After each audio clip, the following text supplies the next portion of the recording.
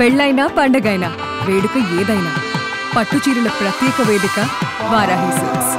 సాంప్రదాయానికి సౌందర్యానికి వారధి. నమస్కారం, నేనండి గీతాంజలి. మీకోసం సుమన్ టీవీ రామేశ్వరం వచ్చింది.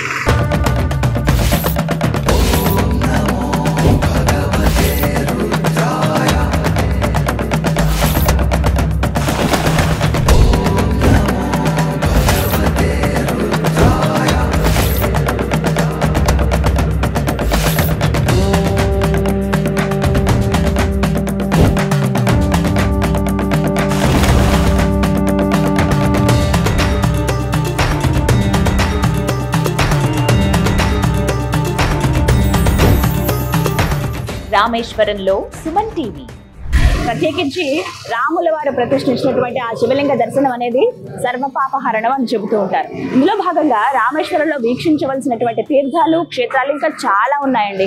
అందులో అంటే రామేశ్వరం వచ్చిన వాళ్ళు ఖచ్చితంగా దర్శించుకోవాల్సినటువంటి ఆలయం పంచముఖి హనుమాన్ దేవాలయం. ప్రస్తుతం అక్కడే నేను ఉన్నాను. మెయిన్ రోడ్డు పైనే ఉంటుందండి. మీరు పంబన్ బ్రిడ్జ్ దాటుకుని అలా రామేశ్వరం వస్తూ ఉంటే మీకు కుడివైపున కనపడుతుంది. ఇంకా చెప్పాలంటే నటరాజస్వామి దేవాలయం ఏదైతే ఉందో ఆ దేవాలయానికి ఎదురుగుండా ఉంటుంది. మరి వెళ్ళి దర్శనం చేసుకుందామా? ఇక్కడ ఇంకొక ప్రత్యేకం కూడా ఉంటుంది. రామసేతులో ఉండేటువంటి అంటే ఆ నిర్మాణానికి వాడినటువంటి రాయి ఏదైతే ఉందో అవి మనకి ఇక్కడ చూపిస్తారు. మనం దర్శనం చేసుకోవచ్చు. మరి అవి వెళ్ళి చూద్దామా? అయితే లోపలికి కెమెరా కానీ ఫోన్స్ కానీ ఏవి ఎలవ్ లేవండి. బట్ స్పెషల్ పర్మిషన్ తీసుకున్నాము. సాధ్యమైనంత వరకు నేను మీకు చూపించే ప్రయత్నం చేస్తాను. రండి. ఇగో ఇక్కడ ఫస్ట్ మనం మొబైల్స్ అన్ని సబ్మిట్ చేసేయాలి. కెమెరా కానీ ఫోన్ కానీ ఏవి ఎలవ్ లేవని చెప్పాను కదా, ఇక్కడ ఇచ్చేసేయాలి. ఇచ్చిన తర్వాత మనం లోపలికి వెళ్ళొచ్చు.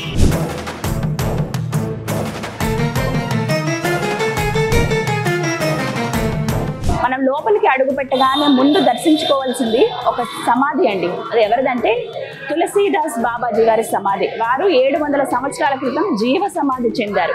ఇక్కడే ఆయన హనుమాన్ని పూజించారు.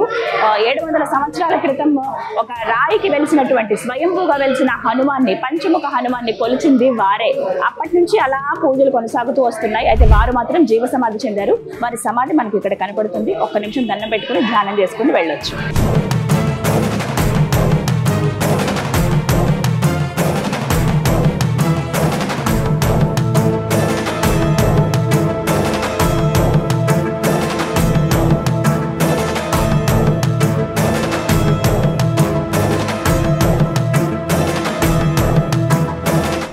చక్కటి దర్శనం అయిందండి. ఎంత సంతోషం అనిపించిందో. కొన్ని ప్రదేశాలకు వస్తే ఆ ముఖ్యమైనవి తెలుసుకుని చూసాం అన్నప్పుడు ఆ ఆనందం ఉంటుంది చూసారా, అలా అది ఆ అనుభూతి ఉంది నాకైతే. ముందుగా మనం లోపలికి వెళ్ళగానే జీవ సమాధి చెందిన బాబా గారి సమాధి మనం చూసాం కదా. వారిని ఒకసారి స్మరించుకుని దండం పెట్టుకుని అక్కడ వినాయకుడు, శివలింగం కూడా ఉంటాయి. దండం పెట్టుకున్న తర్వాత అలా కొంచెం ముందుకు వెళ్తే పెద్ద పంచముఖ హనుమాన్ విగ్రహం కనిపిస్తుందండి. ప్రతిష్ఠించిందే. అయితే 18 ఫీట్లు ఉంటుంది. ఏకశిల విగ్రహం అండి. ఎంత బాగుందో అంటే నల్లటి విగ్రహము. స్వామికి నువ్వుల నూనెతో అభిషేకం చేస్తారు. మామూలుగా మన ఆంజనేయ స్వామి అంటే సింధూరంతో చూస్తాం కదా, కానీ ఇక్కడ ఏంటంటే అభిషేకం చేస్తారు నల్ల నువ్వుల నూనెతోటి. అంటే శని దోషాలు ఎవరికైతే ఉంటాయో వాళ్ళు ఇక్కడ స్వామిని దర్శించుకుంటే ఎంతో పుణ్యప్రదం. వారికి ఉన్నటువంటి శనిపీడ కాస్త తగ్గుతుంది అని చెప్తారండి. శని మంచి చేస్తాడు అనే విషయం కూడా చెప్తారు. ఒకసారి దర్శించుకుంటే చాలా అదొక మహద్భాగ్యంగా కూడా చెప్తారు. అలా ఆ స్వామిని 18 ఫీట్లలో ఉన్న పంచముఖ హనుమాన్ని చూసి అలా నెమ్మదిగా మనం లోపలికి వెళ్ళొచ్చు. అక్కడ మనకి క్లియర్ గా రాసి ఉంటుంది బోర్డు మీద, floating stone, Ram Setu floating stone మీరు చూడొచ్చు అని చెప్పి. అలా నెమ్మదిగా లోపలికి వెళ్తే బాబాజీ ఎవరైతే ఉన్నారో వారి తర్వాత ఉన్నటువంటి గురువులు ఎవరైతే ఉన్నారో వాళ్ళందరి ఫొటోస్ మనం చూడొచ్చండి. ఎవరెవరు ఎంతకాలం పాటు ఇక్కడ సేవలో ఉన్నారు అని చెప్పి. అలా అవన్నీ చూసుకుంటూ నెమ్మదిగా మనం ముందుకు అలా నడుచుకుంటూ వెళ్తే లోపల కేసీఆర్ గారు వచ్చారట. అయితే ఆయనకి ఎలా స్వాగతం పలికారు, ఆయనకి ఎలా చూపించారు ఈ ఫ్లోటింగ్ స్టోన్స్ అవన్నీ చెప్పి కొన్ని ఫొటోస్ ఎగ్జిబిట్ చేశారు. అవి అలా చూసుకుంటూ బయటకు వస్తే మనకి ఫ్లోటింగ్ స్టోన్ ఏదైతే ఉందో అది చూపిస్తారండి. దానికి సంబంధించిన కథ అంతా చెప్తారు ఏంటి ఎలాగా అని చెప్పి. 1964వ సంవత్సరంలో పెద్ద తుఫాన్ వచ్చింది కదా, అప్పుడు ఈ రాళ్లు ఒడ్డుకి కొట్టుకొచ్చాడు ధనుష్కోడి దగ్గర. ఏంటో ఇవి ఎంతకున్నాయని చూస్తే అవేమో తేలుతున్నాయి పైకి. అప్పుడు అర్థమైంది ఇవి నిజంగా రామసేతు నిర్మాణంలో వాడినవే కదా అని చెప్పి తీసుకొచ్చి దానిలో కొంత ముక్క కట్ చేసి టెస్టింగ్కి పంపిస్తే ఇది ఆ కాలం నాటివే అని తెలిసిందంట. అప్పటి నుంచి ఇంకా క్లియర్ కట్ నిర్ణయానికి వచ్చారు, ఇవి రామసేతులో వినియోగించిన రాళ్లేని. మనకి దగ్గర దగ్గర అక్కడ ఒక 10 రాళ్ల వరకు మనకు కనపడతాయండి. ఒకటి కంప్లీట్గా వాటర్లో వేసి చూపిస్తారు ఎలా తేలుతుందా అని. అసలు అది అంటే ముట్టుకునే అవకాశం లేదు. కొంచెం పర్మిషన్ అడిగాం, మేము ఇలా పలానా ప్లేస్ నుంచి వచ్చామండి, మీడియా నుంచి చూపించాలనుకుంటున్నామంటే జస్ట్ ఒక ఫోటో చిన్న ఒక్క వీడియో కోసం మనల్ని ఎలా చేశారంటే నేను అసలు ముట్టుకున్నాను, చాలా సంతోషం అనిపించింది. గట్టిగా కిందకి ఇలా పెట్టినా మళ్ళీ పైకి తేలుతున్నాయి అవి. ఇంకోటి కూడా చెప్తూ ఉంటారు, అక్కడ ఎవరైతే వాళ్ళ చేతితో స్పృశించినటువంటి రాళ్ళు ఉన్నాయో అవి మాత్రమే తేలుతాయి. ఇప్పటి రాయి కూడా చూపిస్తారు టెస్టింగ్కి, అదేమో మునిగిపోతుంది, ఇది మాత్రమే తేలుతుంది అనమాట. అలా వాటిని చూసుకుని మనం నెమ్మదిగా ఇంకొక విశేషం ఏంటంటే కొన్ని వందల సంవత్సరాల క్రితం ఉన్నటువంటి అఖండ జ్యోతి ఇప్పటికీ వెలుగుతుందండి హనుమాన్ దేవాలయంలో. అది కూడా మనం దర్శించుకోవచ్చు. రాయిలు ఏవైతే ఉన్నాయో ఫ్లోటింగ్ స్టోన్స్ దాని వెనకే మనకి చూపిస్తారు. ఆ రాయి చూసుకుని ఒకసారి దండం పెట్టుకుని అలా ముందుకు వస్తే ఎక్కడైతే హనుమాన్ వారు స్వయం భూగా వ్యక్తమయ్యారో పంచముఖ హనుమాన్, ఒక రాతికి ఆంజనేయ స్వామి వారి రూపం ప్రస్ఫుటంగా కనబడుతుంది. ఎంత అంటే చెక్కినా కూడా అంత అందంగా రాదేమో, మొత్తం సింధూరం రాశారు స్వామికి, ఇలా ప్రస్ఫుటం అవుతుంది రూపం అంతా కూడా. పంచముఖాలతో హనుమాన్ బుజ్జిగా భలే కనిపిస్తారు.